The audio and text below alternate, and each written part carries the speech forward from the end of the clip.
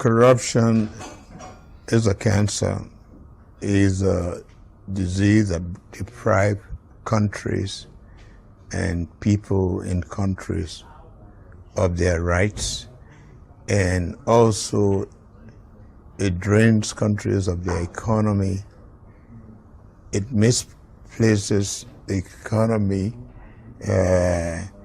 and it creates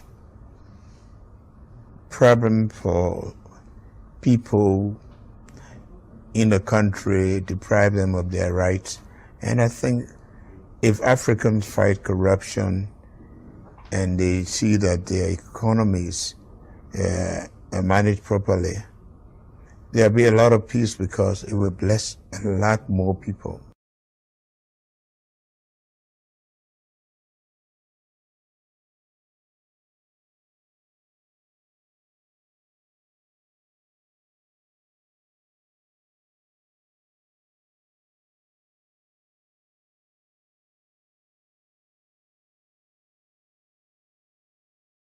Again, I'm still here on the project, building capacity around my mouth, but I got something to back it up. What do you think? Let's discuss it.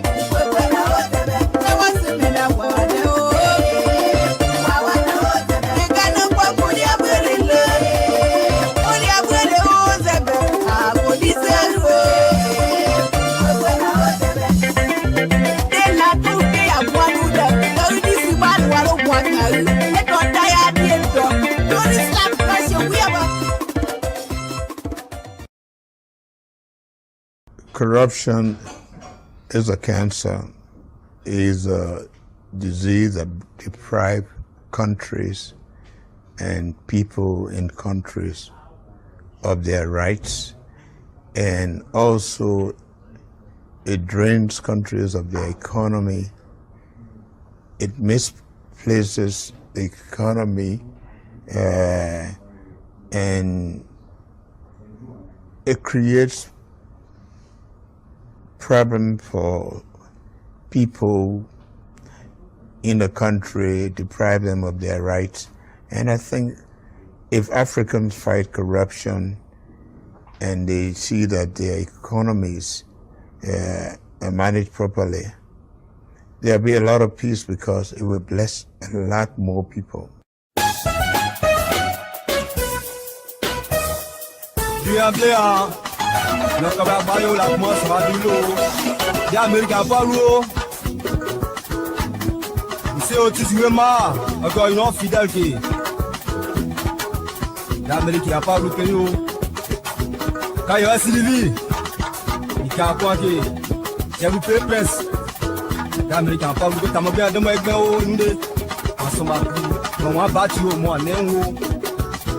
Mon temps d'hier, t'as mon moyen, ça va bien faire moins d'histoire. Abela lokan yo. Kago so ajulo. Hey. Awaye. Ati oro a.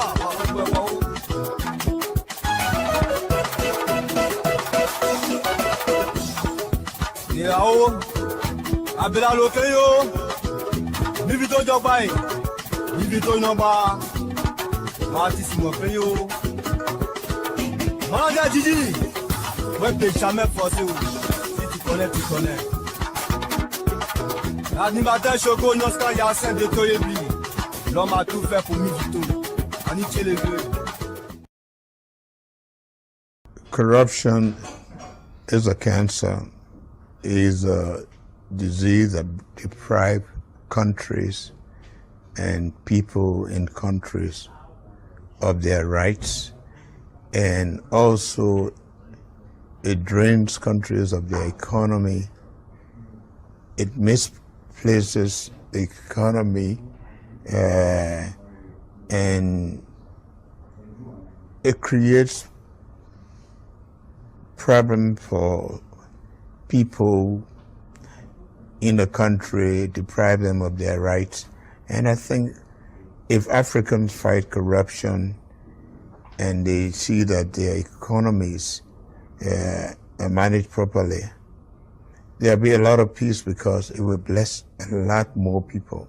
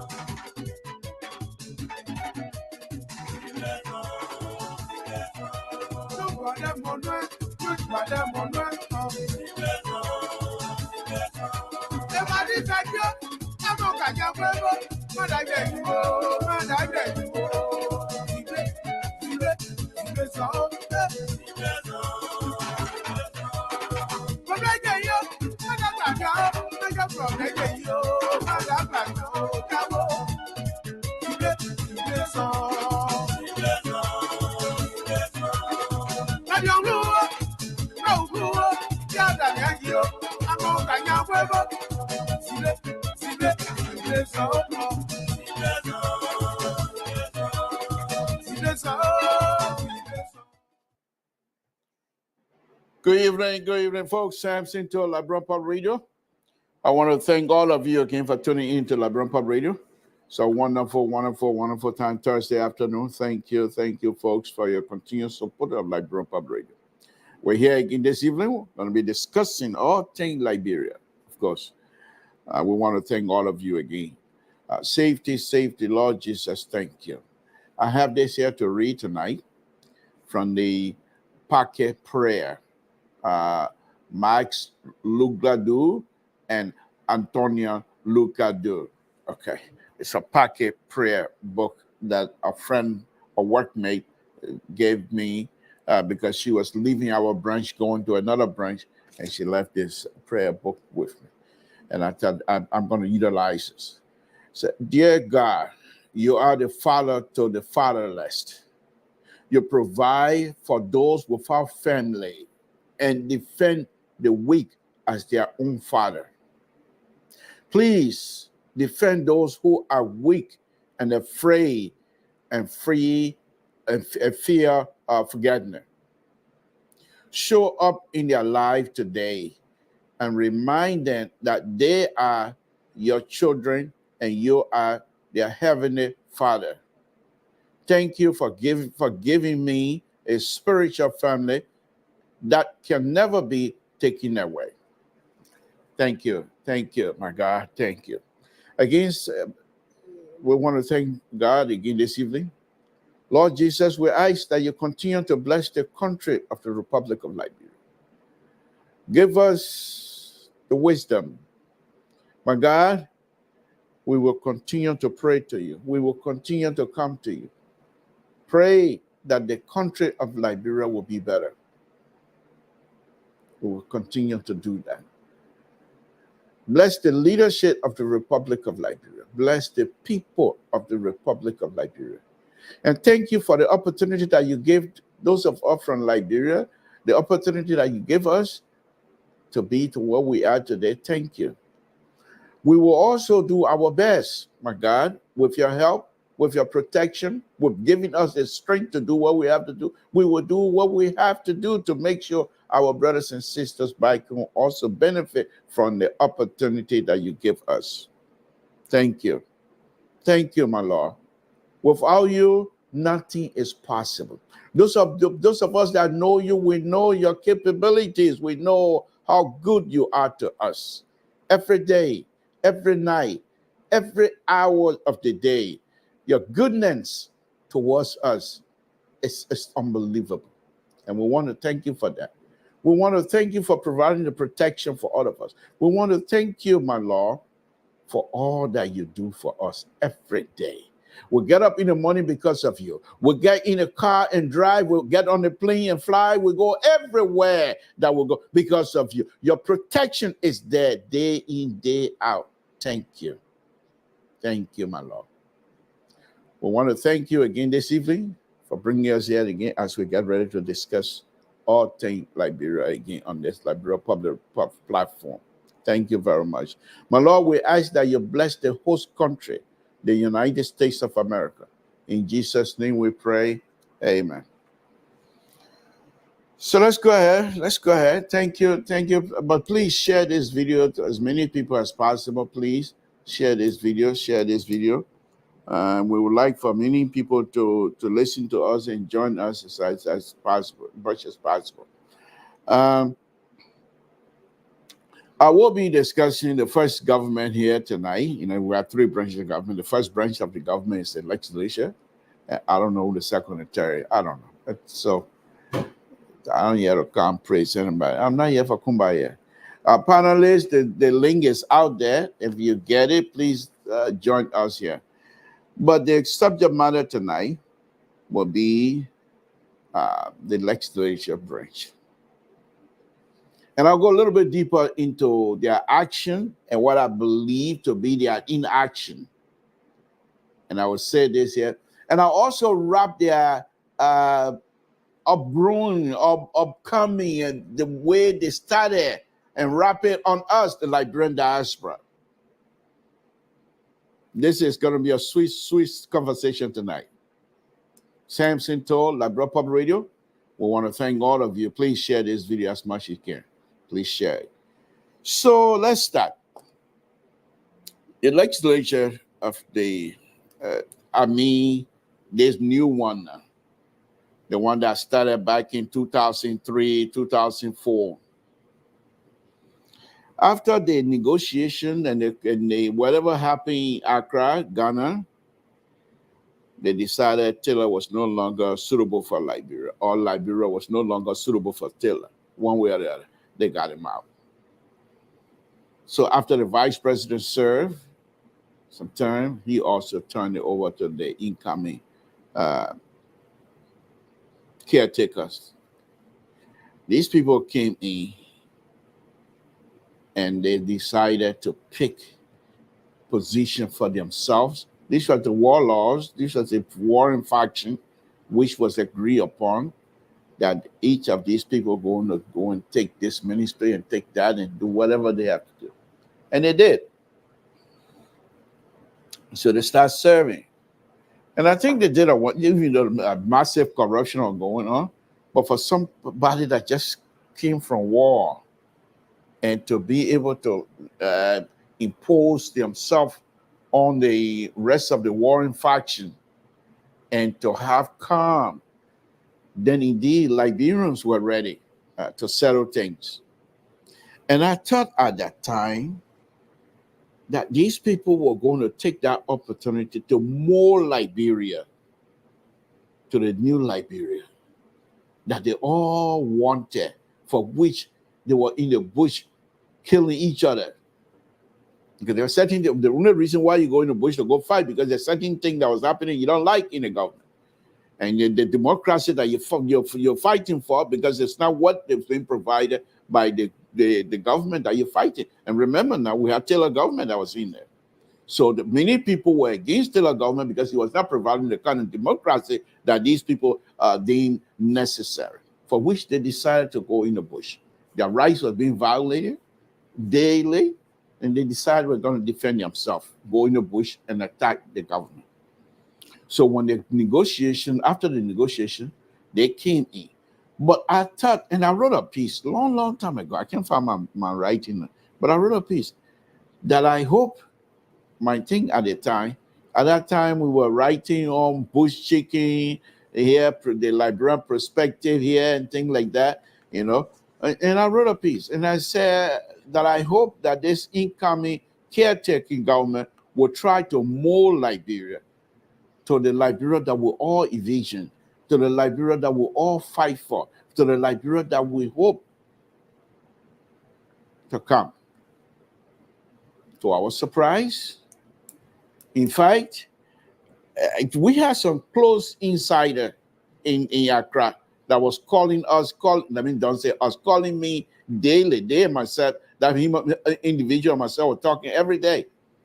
So he started telling me that this is not going to go well, because most of the people that came from America came with huge sums of money to buy position.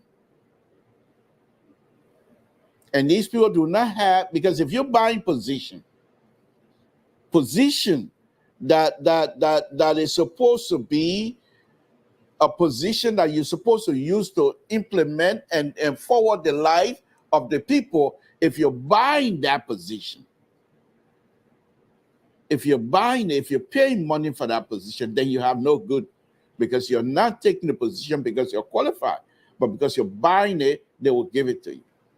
And these people started, the guy was telling me the race between Madam Salif and Judy Bryan and all that kind of good stuff, they were telling me.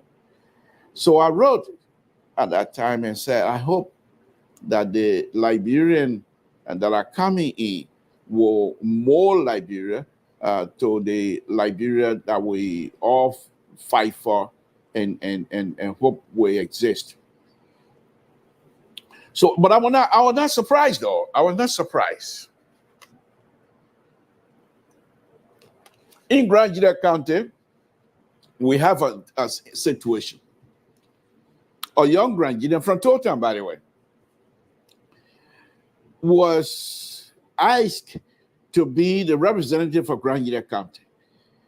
And another older gentleman from Grand County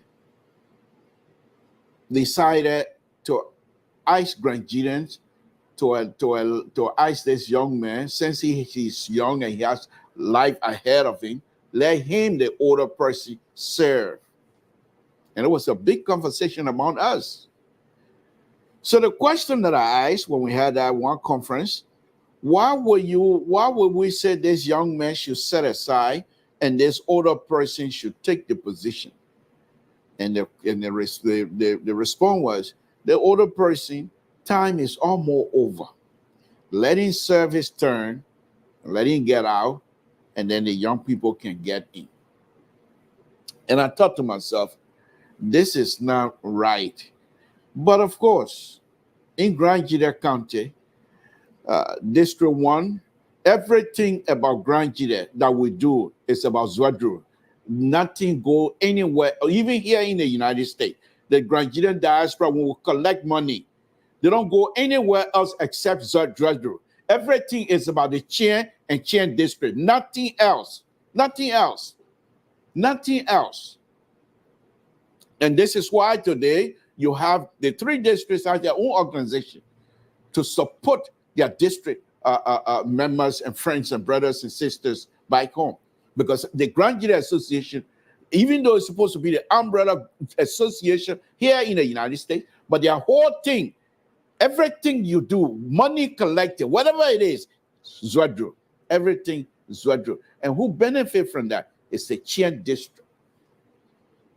And so when I brought that out, of course, I was not in majority. And so they decided this young man should be asked to leave. So fine. I called this young man because he's just like a little brother to me, because he and my little brother, they're the same age group, and we used to fight a lot. So they know who I am. So I called him, talked to him. They said, okay, we'll go ahead and give it to this older person. So this older gentleman went in with the transitional team. But with that kind of mindset, I believe it was not happening just in Grand Gide. So you could tell immediately that these people have no interest, none whatsoever, to build Liberia. They were there for themselves. They were there to enrich themselves. They started that thing a long time ago. So these people, the first branch, on the caretaking government, did not do much. But those that were in the thing, they started seeing how lucrative their position was, how much they can get money, even though some of them do not have any kinds of leadership ability, legislative ability, none whatsoever. None. Because some of them was put in there as their position in the war ground, war zone, allowed them to be pushed up to be representatives, senators, and what have you. So when the time came, 2005 election came around, everybody was running for this position. We, the Liberian diaspora, the so-called educated people, you know, when they say educated fool, I think they should call some of our name. We can be educated, but we don't have the ability to understand the future. Many of us, and we still make these kinds of mistakes. PhD among us will make these kinds of mistakes. They don't see in the future. In Liberia, they're here. They got their education, so they want to apply the system that they learn through their educational process to see if that system can benefit that in Liberia. No. So when the time came, I wrote another piece. I said, it is time that those educated folks among us, those that prefers to be good policy writer and good policy implementators among us, should now go home and run for these government agencies, such as, the legislation position. Many of these educated, you know who, many of them, PhD, WD, EED, PPD, whatever education system they have, they think they're smart. They decided all of them want to be president. They don't want to touch legislation position. They don't want to touch representative. They don't want to touch senator position. They all wanted to be president of the Republic of Liberia. As though those positions were so big, were so small, they're beneath them. They're so high. Liberian men, when they're educated, they take themselves like something bed now. That bird, go, Pika, when ready may say BB like that, how Liberian educated people they behave. They did the same thing with President we are then, but anyway, that's something I'll talk about later. So these people, in 2005, everybody started going to Liberia. Okay? Instead of going to this position, legislative position, so that they will be able to guide the system with everything they have learned in this place. They all wanted to be president. I believe that year they probably have 18 or more presidential candidates, PhD, WD, 5 master, 19 master. They all want to be president. Nobody wants to touch representative or senator position because those positions are beneath their caliber, they're beneath their character, they're educated. Why would they want? So these young people, Liberia Suyo, so these people that didn't have the opportunity to travel, that stay in Liberia during the war, selling diamond, digging gold, selling gold, whatever they did to survive. Some of them were able to save 1 or 2 cents. So when the time came, even though many of them were not educated, many of them did not have the legislative powers, whatever you want to call it, they have none. Many of them could not set down a craft law that would benefit the people of the Republic of Liberia, but they decided they're going to seek these representative positions. They're going to seek the senatorial position. And they did. And they were elected by chicken soup, cup of rice, fish cup, whatever they got to give the voter, they did. And they were elected.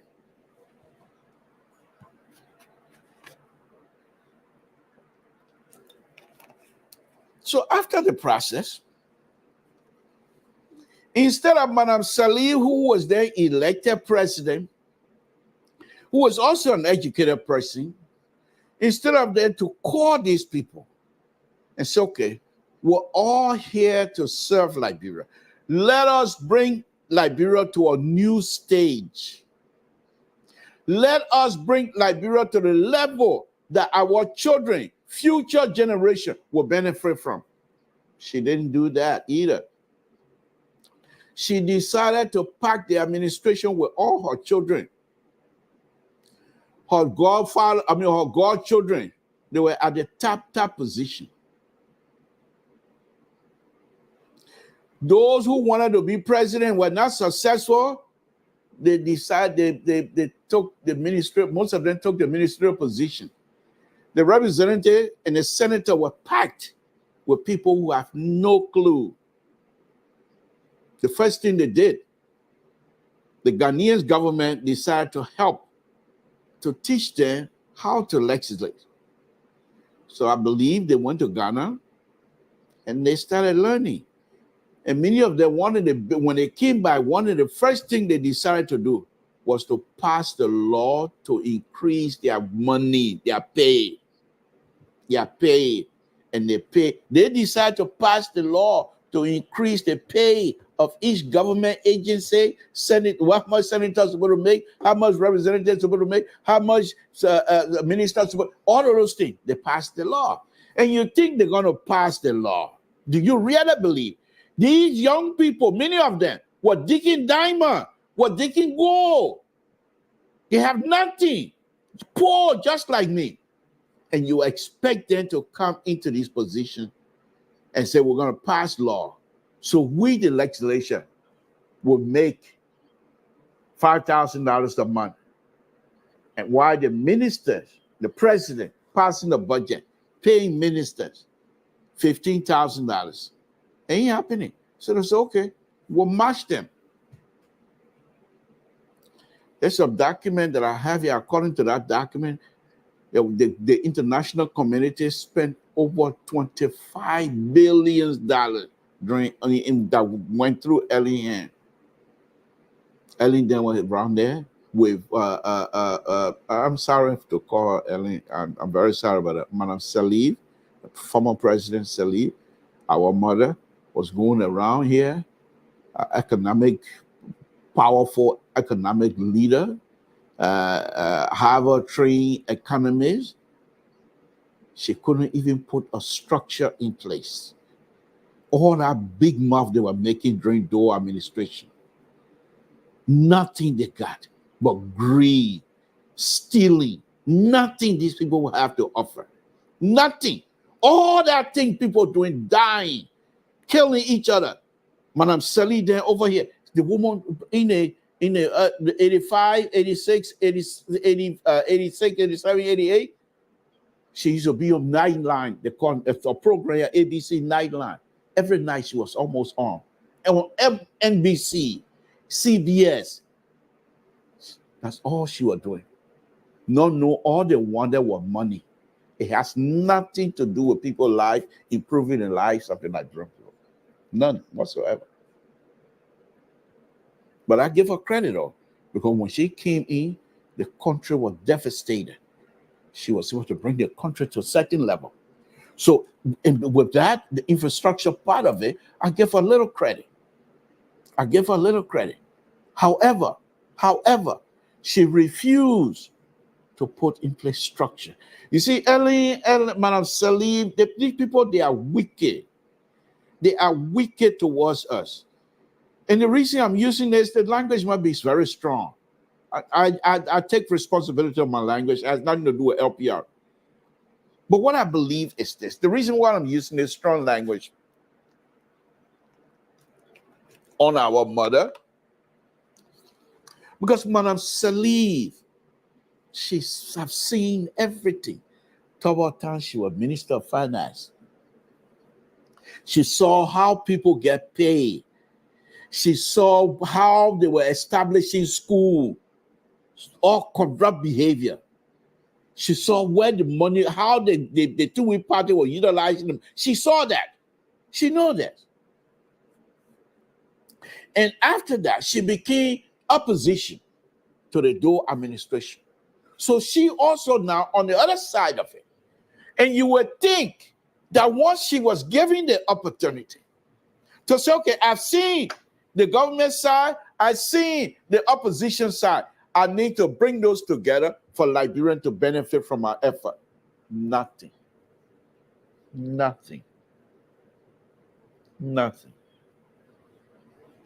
She brought her children.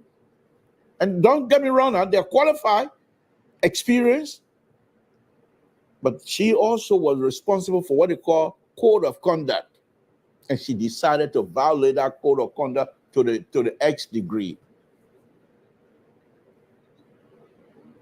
This is Liberia,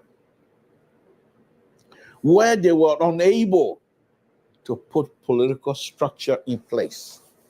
So the like of Samson told, person who have no ability whatsoever to lead, but that he can come in tomorrow and say, I want to be president. But because of the structure Madam Sali have put in place, even if I see the structure will support that. She got nothing in place. Nothing.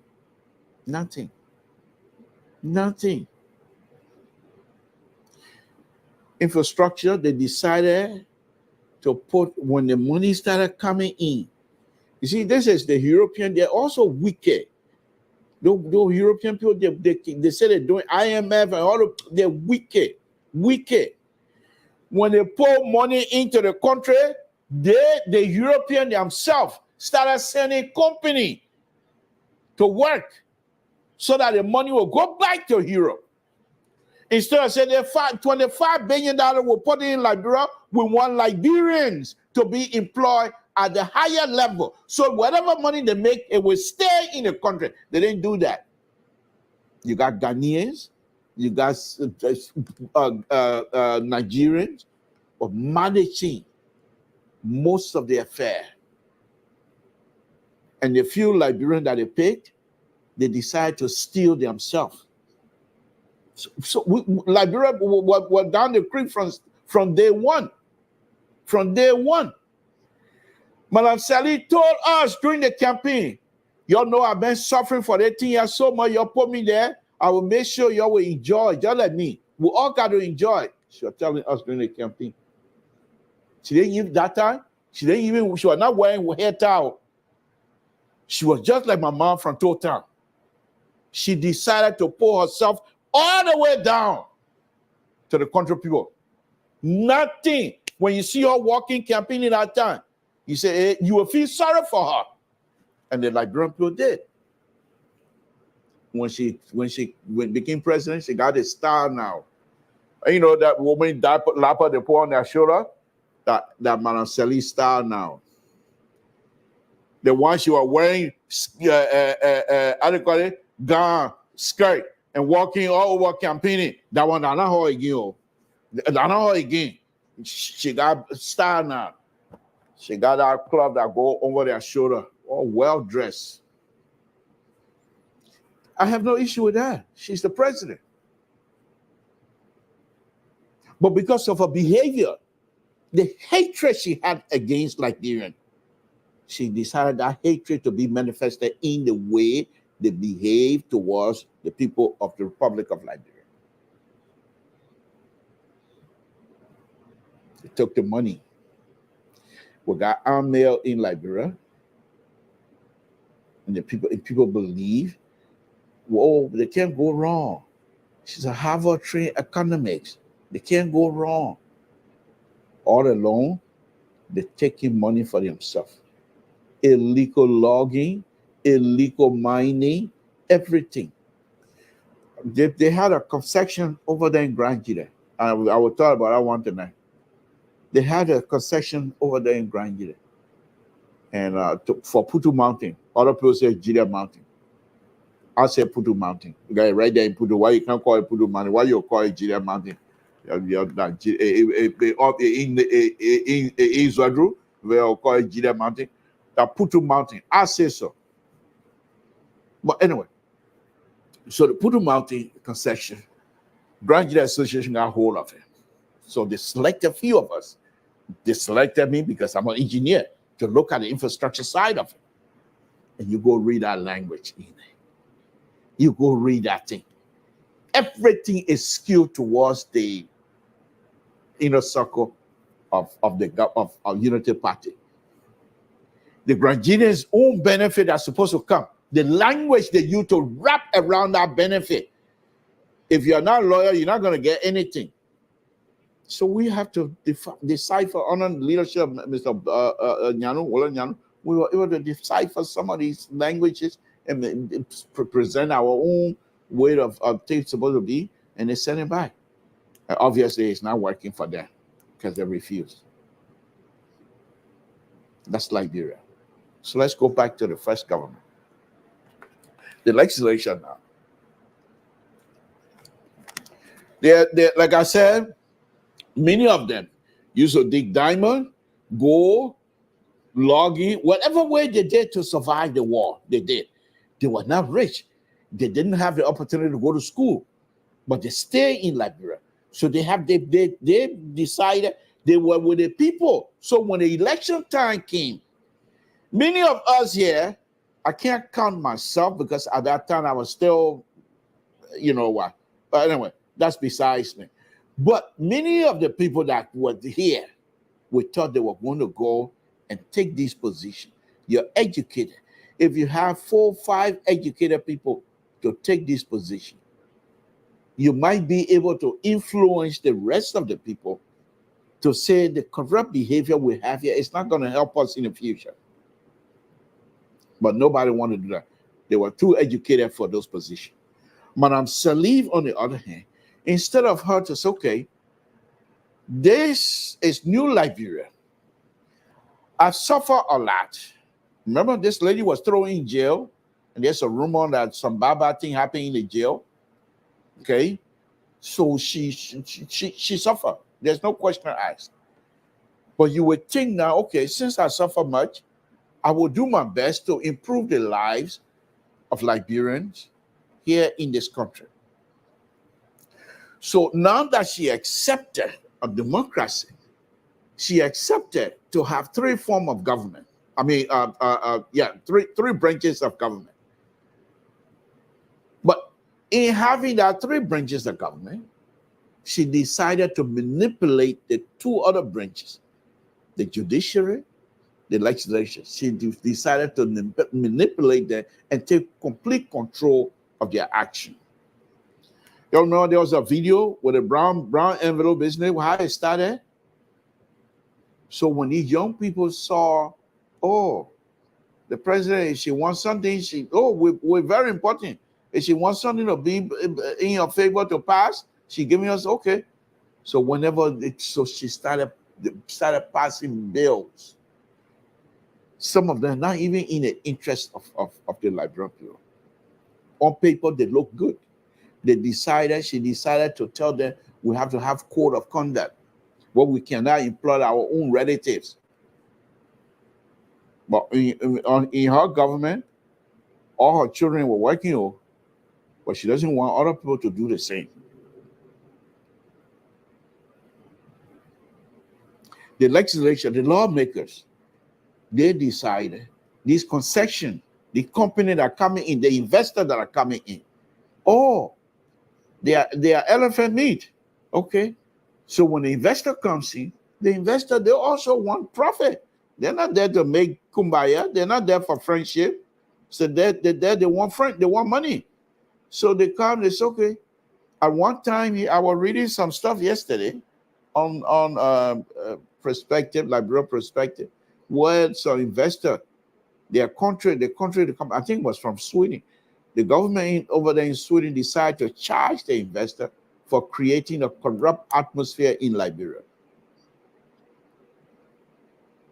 Okay, so they come in there. The other one is money, but our people decided they're going to go and do this thing. We have Edwin Snow. What was he? What the speaker? What was happening in there? Jesus. Then Alex Tyler came in, speaker. My people, these are the people, legislation. They're still in there. Now they have been promoted. But now, their action, 2005 up to this point, have not changed much. Yeka Koluba came in and started blowing the lid over the legislature, including specifically the House. They didn't like that. So they refused to let him take the floor. And Yeka Koluba said, okay, at that time now, the social media is part of the lives in Liberia. But the corrupt behavior of the first branch is not changing. The reason I'm saying all of this here tonight is there's an article on Front Page Africa. Okay, on Front Page Africa, young, energetic Liberians, two of them, patriot Liberians, two of them, they decided they're going to take on this whole bamboo in the room. And they, during the account, they decided to say, okay, the problem we have in Liberia, they said, the legislature, the first branch is fully responsible because they refuse to set an example. You heard Musa ability this afternoon, asking for the legislature to be audited. And it's going to be a mess. Why would certain group of Liberians just decide that this is the kind of, and many of these people that are running for these offices, these representatives, they're not there. It's not that they're going in. Only a few of them. You can sit down and say, okay, this person, yeah, he had it within him, even though he's going to make a lot of money, but I think he can change stuff. But many of them, they use those positions as a way of employment, not because they want to pass law to benefit the people of the Republic of Liberia. They use this like the representative and senatorial position as a way of employment for them to be able to get free gas slip, for them to be able to get almost free food, for them to be able to get free car, for them to be able to get just about free thing, anything in Liberia. And then they get paid on top of that. We heard on Senator Snow the other day that the money he's making is not enough. He want more. Okay? So these are the kinds of things that we face. But then again, do you blame these people? Why will you blame them? When we, the Liberians in the diaspora, calling ourselves an educated Liberian, I'm not one of them. I'm not one of them. I even finished high school. I'm still trying to get my GED. Okay? So I'm not putting myself over there. But why would we say those people will say they're educated, and yet still they have people who they don't consider to be educated controlling their lives in Liberia? So the people, they know who they are. So when you leave from here, you say, okay, I'm going to go to Liberia and I'm going to see if I can bring some changes in our country. The resistance you're going to get, you'll be surprised. You'll be surprised. They will not let you enter freely. Don't fool yourself. Don't fool yourself. You will not enter freely. And that is Liberia for you. Okay? So when you go to Liberia, they see you. The person got educated. Oh, okay, you got the master. Oh, okay. The first thing they will not even let you come around them because they think you want their job. But the educated folks among us, and I'm not among those, so I'm not going to put myself in it. But the educated folks among us decided that whereby that they don't want no position there. No position then they beneath them. Why would they want to be a representative? Why would they want to be senator? I think that children play. They don't want no kind of position. The position now today is fully enforced. And they are taking us to the clinic. And the point is, can you imagine? You have the like of Amar Kone. You have Amar Kone. You have Flanti Kofa. People who are seeking the interest of the Republic of Liberia and the Liberian people. If you have 4 or 5 of those people, what do you think will happen? You have in the Senate, Abache, Bill Tuare, I think Nokwe is also, Nokwe, I believe, Nokwe, but I might be mistaken. Don't hold me to that. But you have those people are on U.S. sanction. And United States is not just going around. You're not in the Middle East for them to put sanction on you because the thing say you're against Israel. We're talking Liberia. We're talking Liberia. So if they put sanction, that means something serious is happening. And those sanctioned individuals, they are in the Senate. What makes you think the reason why the U.S. put sanction there, those people are not still doing that? They're there. What good will come out of those people? Are they going to change? I don't think so. I don't think so. So let me go to the main reason why I'm doing all of these things tonight. And I'll just read the article. Okay. Well, I'm not going to read it. I'll just talk about it. So Amar Kone and Flanti Kofa in their engagement with the they have some sort of a anti-corruption dialogue on Wednesday, and they were part of the discussion. And the other thing was on Wednesday, several of his colleagues, Senator blah blah blah, they believe that many of these things are in the House of Representatives. I mean, in the legislation. That if the legislation wants something good for Liberia, they're going to have to start with themselves. But they haven't done that. They haven't done that. These people, the legislature themselves, Yeah, they said they have reduced their salary. But here's the other interesting thing they do. And they think that they're enjoying life. You want the representative position. You want a senatorial position. You've started running campaign. You put two, three, four, five. Let's just pay 10 people on scholarship. You're going around buying chicken soup, bag of chicken soup, carton of aku oil, few bag of rice. You start giving it to people for a vote. And when you win that vote, when you win that election, you're going to be taking home close to $6,000-$7,000 every month. Whereas you spend the $6,000-$7,000 for the election, after the election, you're doing nothing else.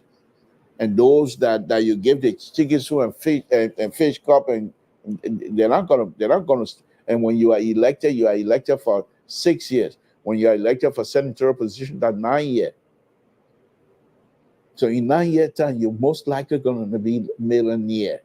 Why those people you gave chicken soup and aku oil to, they will remain like that. Then the people say, but then why would the people? Well, of course, they have no choice. They have no choice. These are the options that we Liberians are providing for them. These are the options. I remember 2020 election when I was supporting Honorable Bill Nyanu to be senator of Grand Gita County. I used to be on the radio in Grand Gita County in Zodwa a lot. And at one time, after my comment, then they will allow people to call. So one other young man called and said, Samson told, yeah, you're from Total, but you're not even part of all again anyway. Why you want to impose somebody on us? He live in America. What good is they going to do us? The same thing Bill Nyanu was talking about up to this time. When it rains, they're not going anywhere. Their road is cut off. Okay. You will say, but then Bill Nyanu was going to be able to fix the entire road? No. But Bill Nyanu is an engineer. And Bill Nyanu will be able to talk to the people that are responsible that these things are done cheaply because he can provide that means. Not using his own money, but he has the technical know-how. And he's able to tell them what they need to do and how cheap it can be with quality product. Bill Nyanu can produce, he can help you to get that. They said, no, we don't want that. The man they elected right now, they can't stand him. They can't make it with him, especially here in the Chen district people. So right now, they're hoping that 2029 that they would be able to defeat him. But when you were buying chicken soup and cup of rice and take, I mean, we had a video here. What an old man said, he told us. He said Zopeno, when time comes, when Zopeno come to us, he bring chicken soup, he bring couple, and so we give our vote. You can't deny that. So, and then you say, okay, but here we are. Here we are. And mind you now, Zopeno was representative. He started, I believe, 2005 until 2020. And now he's been promoted. So you promote people that are doing things that is beneficial to the entire population. And what's happening in Grand Gita is not unique to Grand Gita. You go to Bon County, same story. You go to Nima County, same story. The only reason why Nima is being developed, because they have the vote. But Grand Gita, and not only that, the Grand Gita situation is very sad, by the way, but I'm not going to talk about that tonight. It's not about Grand Gita. The lawmakers, they're supposed to seek the interest of the people that elected them. And many of these lawmakers, you go to their own county, the district they represent, they don't even have offices in those places. They are entrenched in their corrupt behavior. They will not change. They will not change unless if they are defeated. When they are in offices, when you try to tell them what you're doing, it's not in the interest of the people. They think, say, you're jealous of them. But when they get kicked out of office, then the light bulb goes off in your hair, just like Solomon George been speaking out lately. Look at Buffer Chimmer, soundly defeated. Why will you allow yourself, you call yourself an educated person, and lie to the people? Things you know you're not doing, you say you're doing. And the people are not stupid. So the good thing is Liberians are getting warm to the idea, oh, we can fire these people. We shouldn't just vote because of a cup of rice, chicken soup, and aku oil. And Liberians are doing that. So things are getting interesting in Liberia. But as far as the corrupt behavior is concerned in the legislature, forget it. They're not going to change. They're not going to change. It's not going to change. There are few that will continue, the likes of Dallas Dillon, Abraham, Amara Kone, Flanty Kofa. Flanty Kofa is already in leadership in the House. So as smart as Flanty Kofa is, most likely he will try to bring people along. He's not going to fight this battle by himself. Even some of the corrupt people, he will try to make them to understand that your corrupt behavior is hurting all of us. You, because of you, individual corrupt behavior is hurting all of us. I heard in public works, they were giving contracts to House of Representatives and senators, those who have access to public work, contracts and what have you. They were able to manipulate the system and form construction company. And the fact that they have access and the fact that they are at that position, they were able to convince people at public work to get them the contract. They get paid, they don't do nothing because they do not have the capacity. They do not have the capacity to do the work that they're supposed to do. We Liberians continue to shoot ourselves in the foot. We Liberians behave like CDC. We put our foot in our mouth all the time.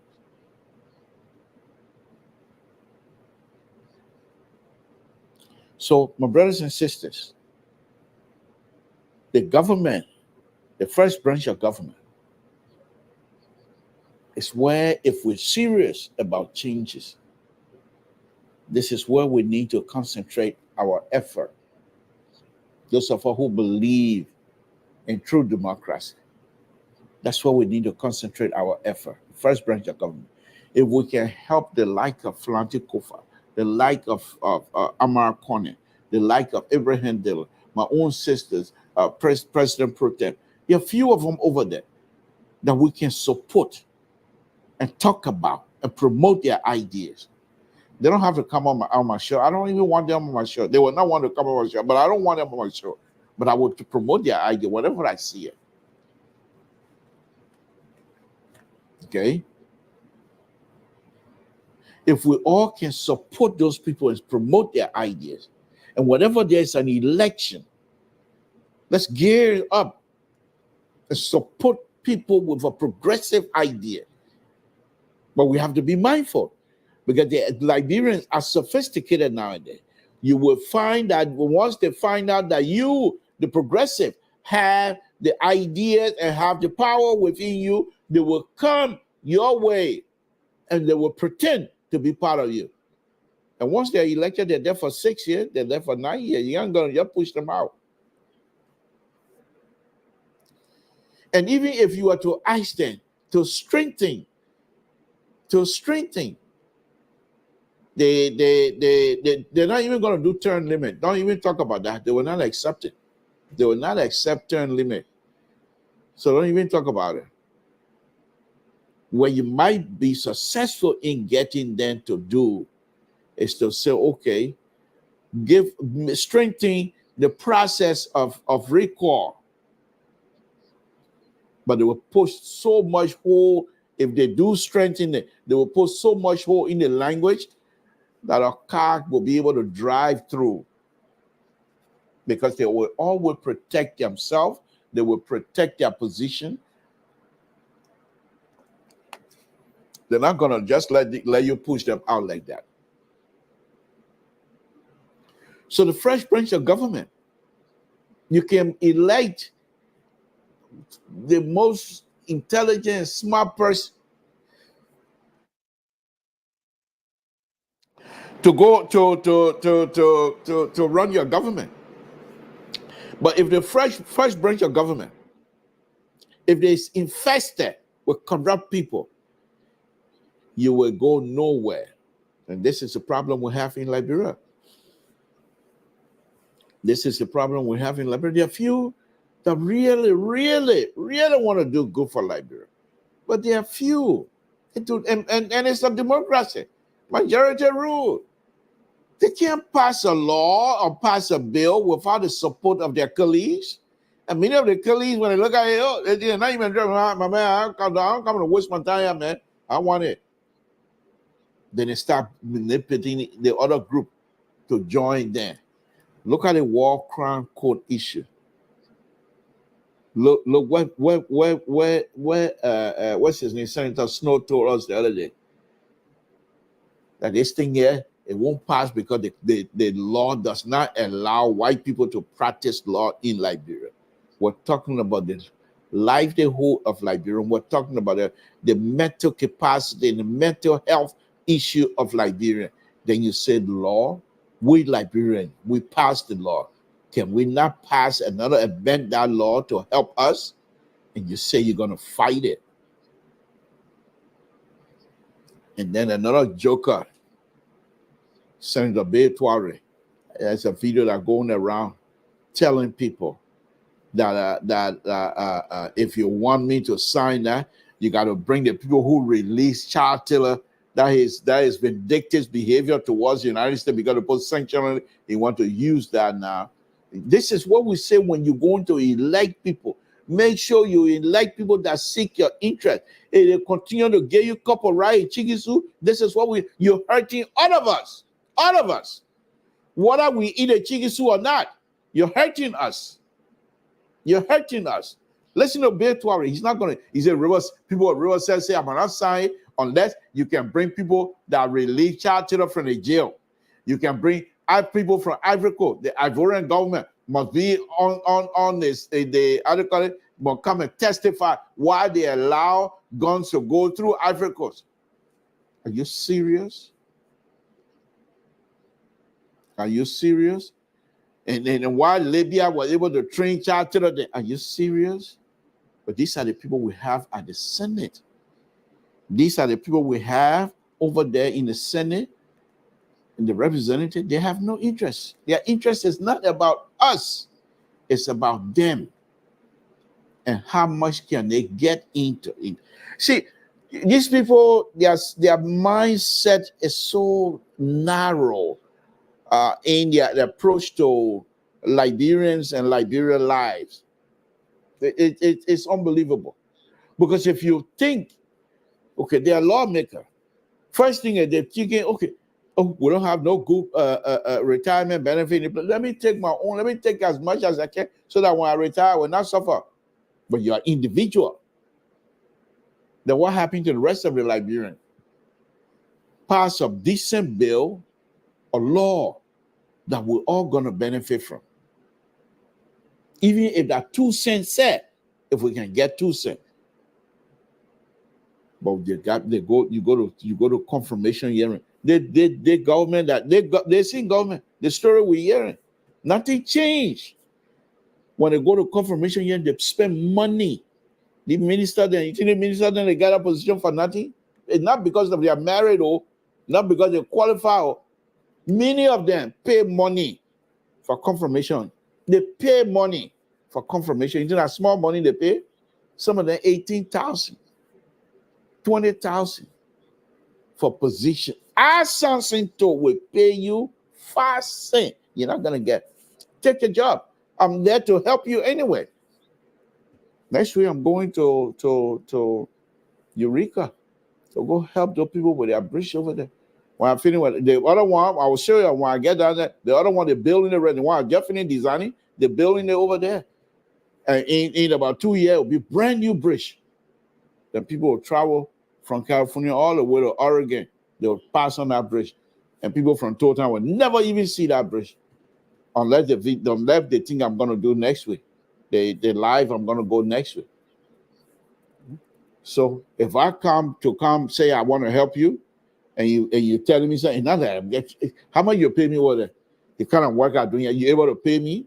You got money to pay me? So if I come over and you want me to pay you for me to get you, forget it. I'm not going to get fast and free. Okay? So the people in Liberia, the corrupt behavior in Liberia is what is hurting us. And that is with the first branch. The few Liberians that are trying their best to make sure that we all benefit from what it is that we're supposed to benefit from. It's not coming. And they are not meaning. Okay? They are not meaning. So whatever we have to do to make sure that these people are supported, let's do so. Let's do so, because this is very important. It's very important. Okay? This is very important. Our people, the senator, the representative, they think they're smart, but they're suffering. Some of them, when you go to their offices, they don't come through the front door anymore. They go through the back door. Because they're lying. People there to beg them. Then they want to pass laws so they will have pay increase to be able to give money to people when they come to beg. No. The people, many of will say most of the people might not support that kind of law. This is why you pass law that will benefit everybody. The logging company, when it comes, whatever area they are, take your hand from the. You see, this is what y'all do. Y'all don't understand. The people that invest, they expect good dividend. You think you in like, bro, that your 15,000, whatever amount of money you're making, you think you want to invest your money and you don't get nothing in return? If you over there, you senator, you representative, you buy keke, you want to dash the people the keke, you want to dash them because they're good children. Okay, you can't, you take keke, you get in the keke so they can bring money back for you. So that the money you spend for the keke will come back to you. What make you think the logging company, those diamond company and things that they don't want profit? They will depend on you for you alone to decide. It's the same thing.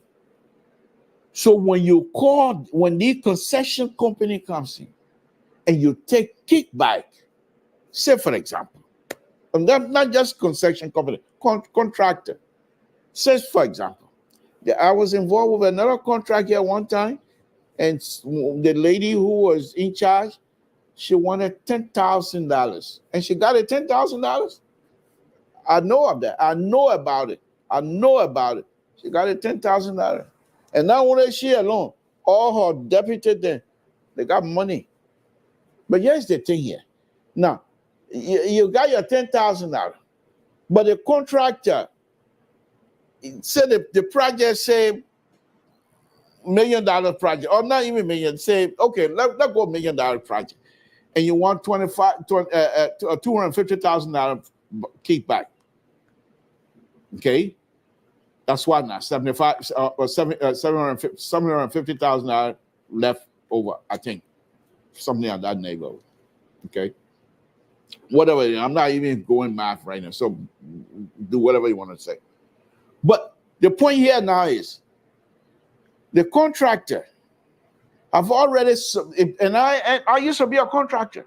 So when you get the bid, you do what is called quantity takeoff. Okay. Have all of the quantities. The engineer estimate, they say these are the quantity. This is the amount, dollar amount. This is because of the quantity, the amount of quantity of material we want on this job. That's why we have $1 million project. But because of the corrupt behavior in Liberia, they take $250,000. Okay. Out of the $1 million contract that based on the engineers. So the contractor go and do a quantity takeoff. So okay, engineer, you say, bravo, you got 150 cubic yard, and you were paying because of the 150 cubic yard, you were paying say 250,000. But because we're getting to 250,000, there's 250,000 for the 150 cubic yard of gravel now. We're going to spread it out. We're not going to give you that kind of material. You see where I'm going with it? So the fact that you have your behavior is to have kickback. You're not helping the country. Because when you get kickback, the contractor money, he's going to make a profit. So when after he does all this quantity takeout, the engineering estimate compared with his estimate, then he put the 10% profit, everything on it, all of the equipment you're going to use, he put profit on all of them. So his profit is supposed to be like maybe 10-15% of the total amount. He's going to keep that 10 to 15% profit. It's not going to change because he's already set on it. Guess what? He's going to give you less material. You're going to cut down on the material. And you're going to get substandard job. You're going to get job that is not going to last. Because when you do the engineering estimate, when you do all of those calculations as a designer, you put time on it. Say, for example, the asphalt that you drive on every day, they give you T section of the asphalt, the lifespan of the asphalt, how long the asphalt is supposed to last. And based on that T point of it, that's become part of the design mix. So if you cut down, the contractor is telling the design, they mix over there, because you don't mix asphalt in Liberia. So the mix people telling the people, this is it. He gives them cheap mix design. Because you got to make the money. Because if you stick with the quantity that they want, if you stick with that and give them the real T section, it's going to cost him money. He doesn't have that. So he's going to cut down on it. And he's going to give you cheap product. He's still going to be making his 10 to 15%. He's not going to back down on it. So when you are corrupt, it hurts all of us. This is what President Mark has been saying to all of us.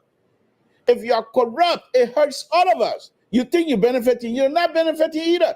Look how stupid these people are. Let me tell you again.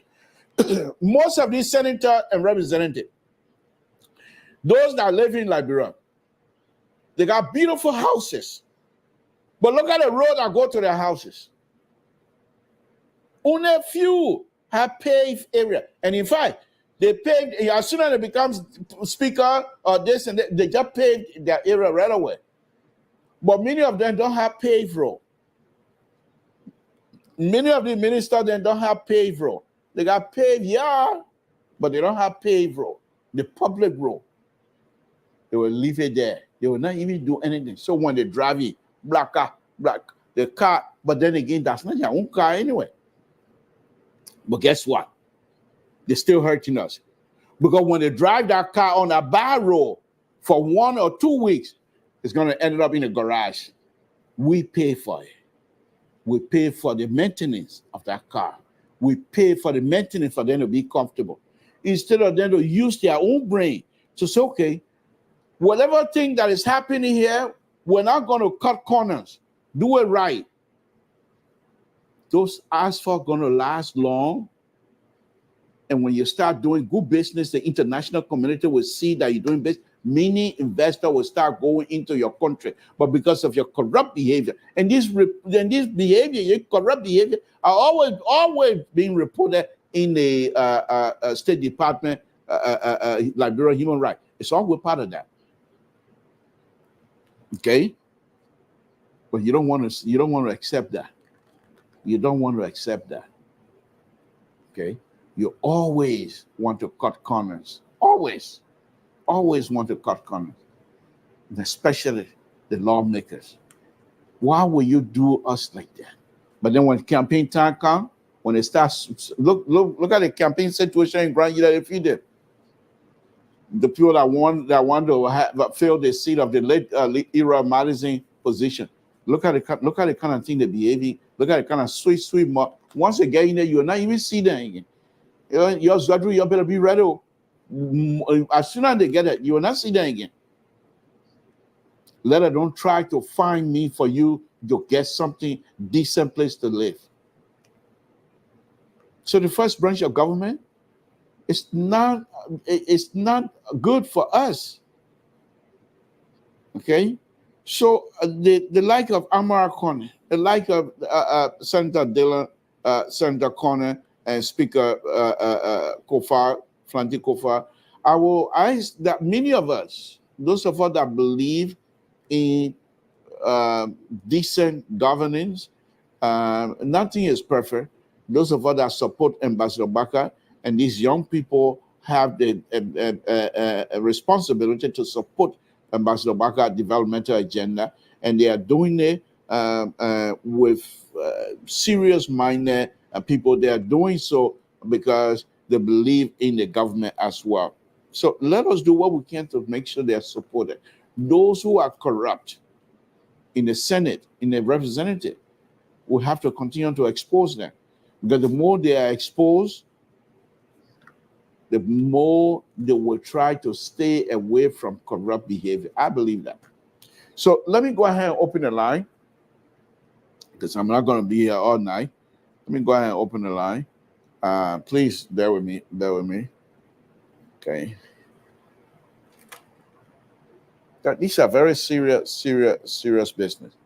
So let's open the line and give me a call, Samson to Liberia Radio. Let's see what would be your own contribution here tonight. Oh, I didn't even put my own. I tell you. Okay. Go ahead. Give me a call, 916-533-2048. Give me a call, please. Okay. So that's the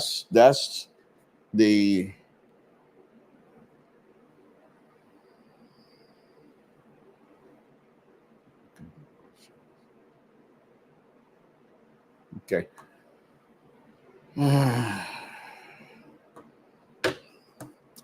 Another thing that I wanted to talk about was this. What is this?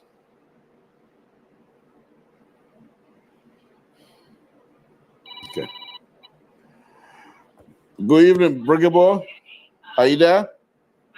Hello. Yeah. Good evening. Thank you for calling. Yeah, What's good on your evening, mind? Mr. Cole. This is Brigable. Yeah, Brigable. Good evening. What's on your mind, sir? I got two issues on my mind this evening. Okay. The first concern had to do with the EPS board that was sacked in the service, and one on the radio station to express their view about the sacking or the firing. Then they go to arrest them from the state radio station. That's why on my mind. Is freedom of speech now become a threat to the country? For somebody to express their own view, somebody who got sacked, and the person try to express herself of what happened to the be sacked and become an issue in the country again. Somebody that always sack the person. The person has no job. The person going on radio station to express herself. Why in that manner of fact that you're going to arrest somebody for that? Why the country is going? So well, most is likely this a rescue team that you do? Oh, okay. Saying you want to do it that way, then you don't want. No. Okay, let me ask a question. Is it rare for them to go arrest somebody from a radio station for expressing themselves? If you don't try to wrap it around rescue team, then this is what I'm going to tell you. Liberia is the no. I'm not wrapping around it. I just ask a question. Was it right? Then let me tell you this. Liberia is the country of law, and that young man that I saw them carrying, that man can go to court and get a lot of money from the government. And those who were responsible, we not say they go to court. This is an issue. Not only he, it was not only he alone the arrest. before you give a person, carry a person to court, you can be a warrant. The man, on the registration, expressing himself. What I'm saying, if these people, first thing we asked, and we're very thankful that they did not put up any kind of resistance, which would have been a messy situation. So they decided, fine, you can disgrace me now, but I will take you to court, and I will win. If they go to court, President Baka administration, just like they were disgraced over the how do you call it, the assets recovery behavior, that's exactly what's going to happen with them on this one too. So I won't worry much about it. Then what the experience that is coming in the regime in the early age, what is happening? You fire a person and the person go on a radio station to express itself. Why, the matter of fact, that you're going to arrest somebody for stealing? Why? Those are people most likely lower level service police officer, lower levels folks from the EPS that they want to carry out policy or something that they think their boss will be happy with. But guess what? I understand that. The person already fired. And the person is expecting himself. Why are you going to arrest them? That's the issue. So it's a now when somebody has issue now go on racism and try to criticize the government, they have to go after that person. That's why it's starting. Because they will not stop it. It will be the same. You are no, the way you supported them. If it's just imagine what they want to do, you get called back. If you start to go against them, they won't go after you. And someone else, my other issue. You know, I watched that lady, that girl that was. You get what? Not guilty. What you say? Okay. The Lucas case. Yeah. That lady, that girl. All the time I see when once on social media, I see their face. I see the girl and to me, I feel bad. So rescue government. The issue that this is what you do that is not necessary. There are three branches of government. I just took 2 hours almost. I come to you again. I come to you. That's the same question I yesterday. Listen. No, I come. Let me learn on. That's the same question I yesterday about Toto. You are giving an example on the other side there, but on your side anyway. You said the same thing with the $50 million, with the $1 million judge case. With $1 million judge case, the same court that you defending now, the court said the people are not guilty, and they free them. You say what blame tell the president we are and voted against it because I actually. You say all the judges are coming in the country. Wait. You're not serious. You're not serious. I thought you were serious. I was serious. No, you're not serious. You're not serious. We're talking something serious because you're trying to bring President back. I mean, President George, we are situation. No, you want to defend the court. Okay. And you want to defend the court. I'm not even going to respond. I tell you are serious, so I can give you some. Okay, go ahead, make your point. Make your point. I'm not even going to respond. You are listening here. The issue is the court have their own right to deny anybody that need to be please don't get it. But if you make things like this as a way of defending it, this is the same incident that happening. The $100 million drug case was political, and this incident, the incident was broke. Okay, breakable guy. I have other people online. I know. I go online, but I don't really understand it. The same thing you're criticizing, you're doing it in your regime, in your LAH. So you have to condemn it. Okay, thank you for condemning. We appreciate it. Thank you very much. Let me go to Cooper. You have to condemn it. Yeah, okay, we did. Cooper, thank you for joining us. What's on your mind, Cooper? Hey, good evening, Mr. To. How you doing? Oh, fine. Thank you. Thank you for joining me. I want to comment on the statement that Breakable made concerning the EPS guy. Okay. The government did not just go to the station to arrest the EPS guy. They may say he was dismissed and he still had an arm that was given to him, and he can use the arm anytime. I can remember when Minapaka Domwe made a statement concerning the AK, and Minapaka Domwe were arrested and his home was searched. When Mo Ali did the same thing, made a statement, Mo Ali were arrested and he was also detained in the police station. Then man, you serve as a presidential guard, and he is going to the media saying that he was dismissed unlawfully, and he dismissed unlawfully to me. The best thing you are doing to go to the court. But setting that situation, the country they say had an arm, you can use the arm anytime. To me, that was the reason why he got arrested. Thank you, Mr. To. Thank you. Thank you. Appreciate it. Terry, good evening. Thanks for joining me. Go ahead. Yeah, Make your point. yeah, breakable then. Breakable then. They get just, something, and every now and then when they come on the show, instead of them discussing the issue, they go back to President Weah. President Weah is history. Let us discuss Liberia now. President Weah is history. Now you'll be talking about President Weah. But you see, and he was talking about something about a woman and what we're doing. He was feeling very sorrowful. Breakable, were you feeling sorrowful when Gloria Scott went to jail? Are you feeling sorrowful about that? Were you feeling sorrowful when the auditors died? Were you feeling sorrowful when when President Weah went on the pulpit and said that the people, the people were in the car having an affair? Were you sorrowful on those kind of thing? Eh? So you guys got to stop those kind of thing. Y'all said when Gloria Scott went to jail, y'all said that it was lawful under the law, and the law took its course. Now the law rendered this white man to not be guilty because according to the information, there were not sufficient evidence presented in the court. There were witnesses that testified contrary to what the woman was saying. According to the information, there were people, she said they end up motorbike and other things were on the scene. The very witnesses that came to testify on behalf of her said that there was nothing like that was there. So whether they were bribed or not, the court or the law can only judge the cases and grant a person guilty on the foundation of evidence presented. So when there's no enough evidence presented, the court cannot render somebody guilty because of perception.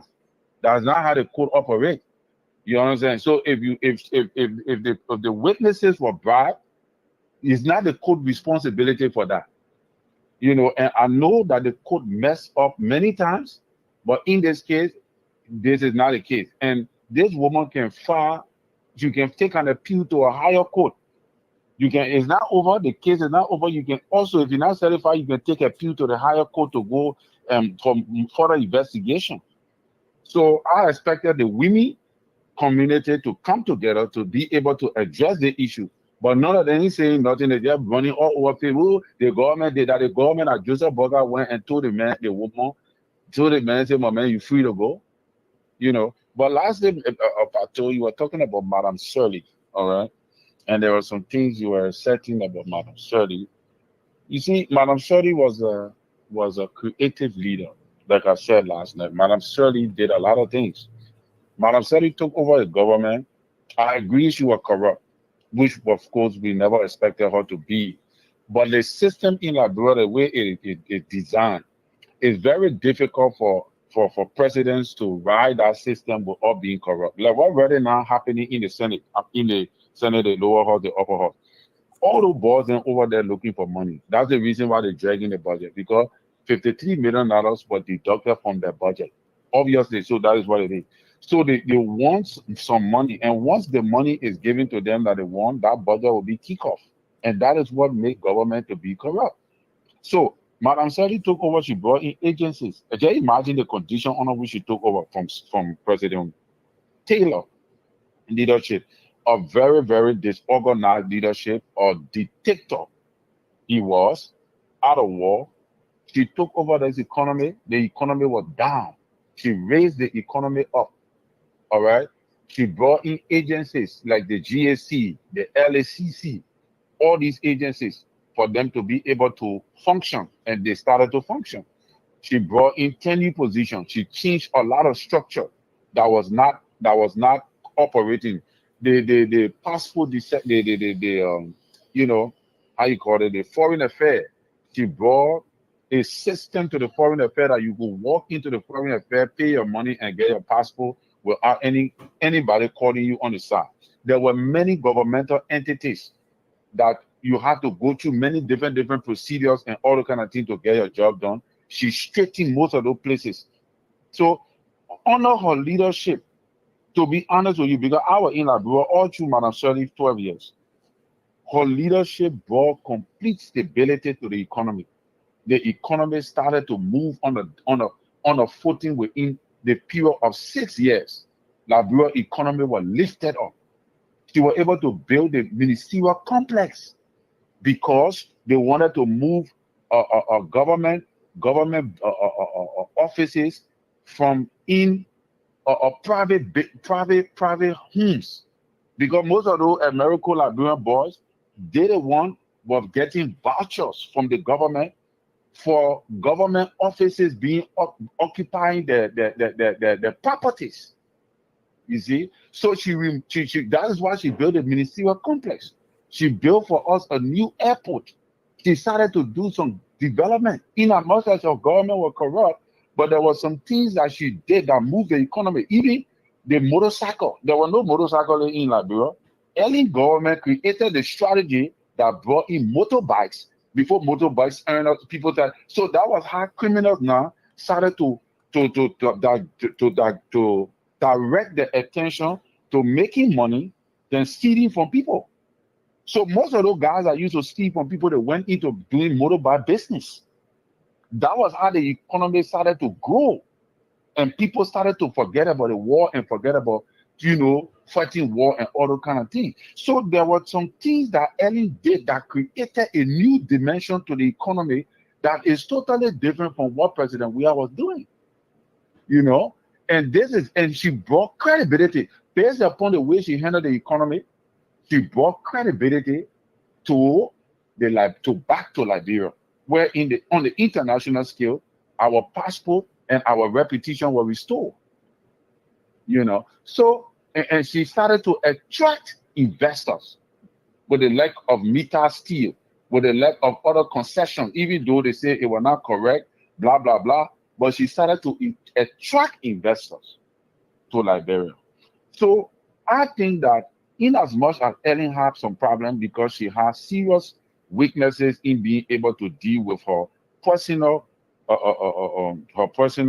behavior, she had problem with the people from Grand Judah because she had that vendetta with them for many years and all of that. So she ostracized the Grand Judeans. And that was a very bad. That one of the reasons why Grand Judeans can never vote for Unity Party, even if they bring gold and diamond, because Ellen treated the Grand Judeans. So I think, but to be honest with you, she brought a lot of changes to the economy. I just wanted to put that there. Thank you. Okay. Hello? Hello? Okay. Are you still there? Terry? Labor, you're coming in very bad. I'm not hearing you. Okay, can you hear me now? Okay. Yeah, I can hear you small. Okay. Yeah. All right. You can hear me? Yeah, okay. All right, no, I just want to say thank you very much. You have any other thing you want to talk about? Oh, no. Let me go off and come back on because I'm not ready. It's very bad. All right.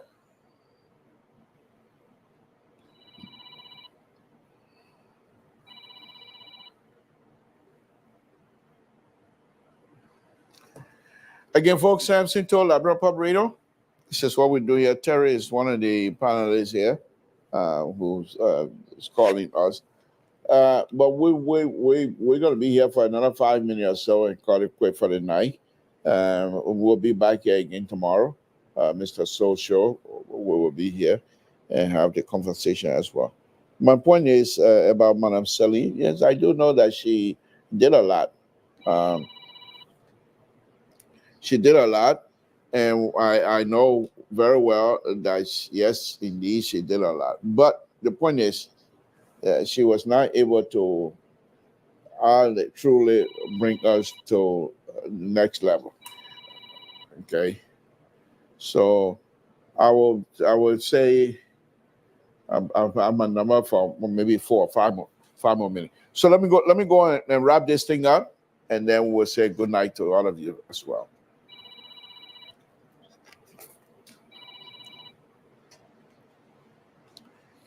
So the last thing I want to talk about is the government itself, the executive.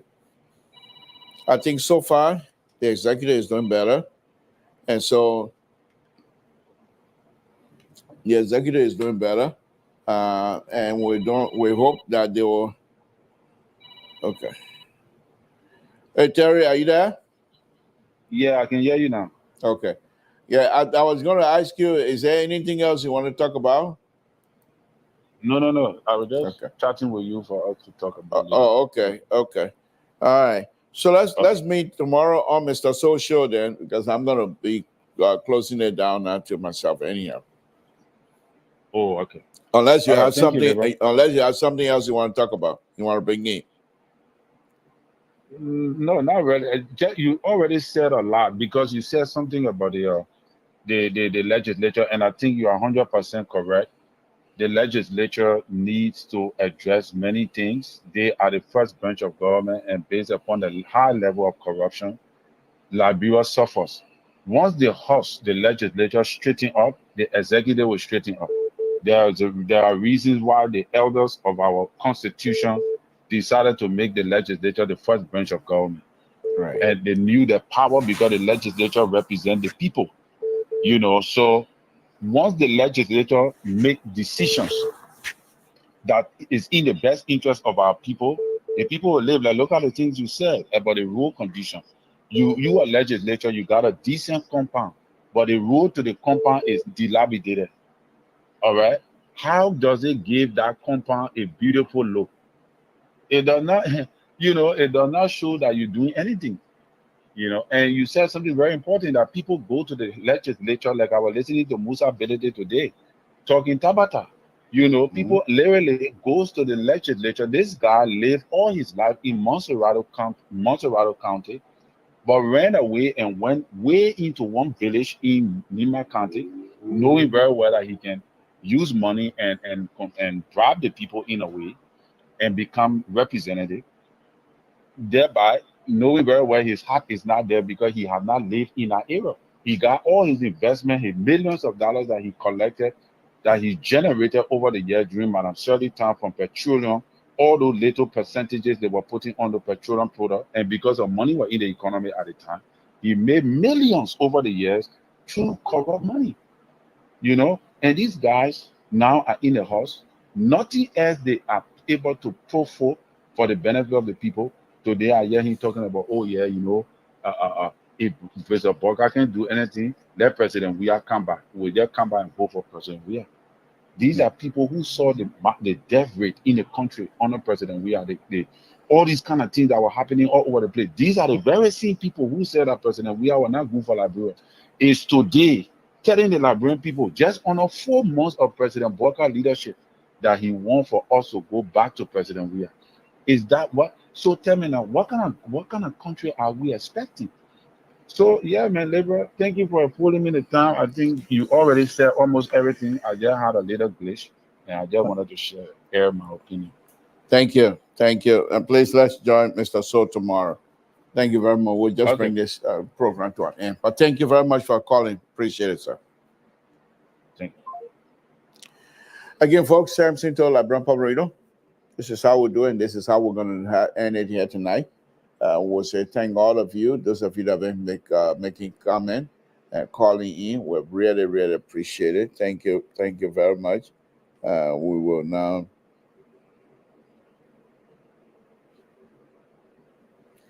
So we'll be back here again tomorrow.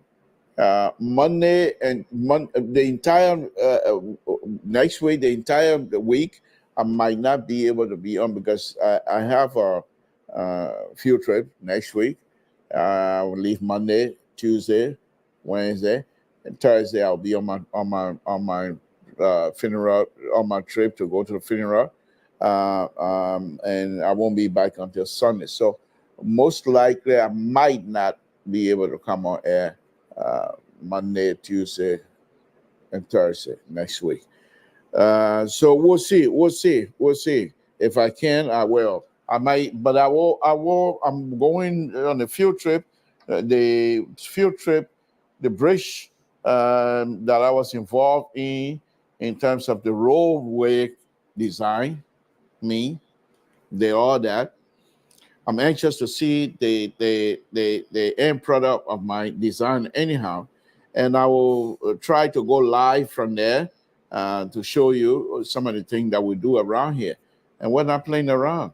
So If folks don't need our help in Liberia, that's fine. I'm not going to beg them. I'm not paying, definitely, I'm not paying a dime to anybody. So we'll be here. We're doing good. Thank God. God is blessing us. God is still giving us the wisdom in our head to be able to do these things. And we'll continue to do. And one thing I like about America, as long as you're able to produce, they will keep you. It don't matter how old you are. You're 200 years old. Can you produce? Yeah, okay, we'll keep you. That's it. But you can't. If you cannot produce, even if you're 15 years old, you can't produce, they'll kick you out. And I in Liberia, the one who know you here, they know my father's there. They even know my father. I don't see. They will keep me and say, even if I'm not doing good, by this time I'll be out. That one thing I love about Liberia. I mean, one thing I love about America, you do good. If you're good at what you do, they keep you. And people want you to do more because they generate revenue. The bridge over there, when they finish fixing it, and all the fish, the salmon, the fish passage was created. No, when they're building the bridge, they didn't care no fish going up and down. They spawning up river, come back into the ocean. The people fish, they sell the fish. Samson is helping to generate revenue. I could have done it over there, but no. They want money. I'm gonna pay you, man. I beg you, man. Again, Samson told Liberia Public. I want to thank all of you. As somebody suggested yesterday on the platform, that we'll be reading from next week or week after, whenever we come on, we'll start reading your comment from time to time. But thank you very much for turning into Liberia Public. I will say good night to all of you. Please let us continue to pray for one another and ask God for blessing, for forgiveness, and let us also pray that our country will continue to be blessed. And let us ask God to bless the host country, the United States, as well. With that, I'll say good night to all of you. Good night, folks.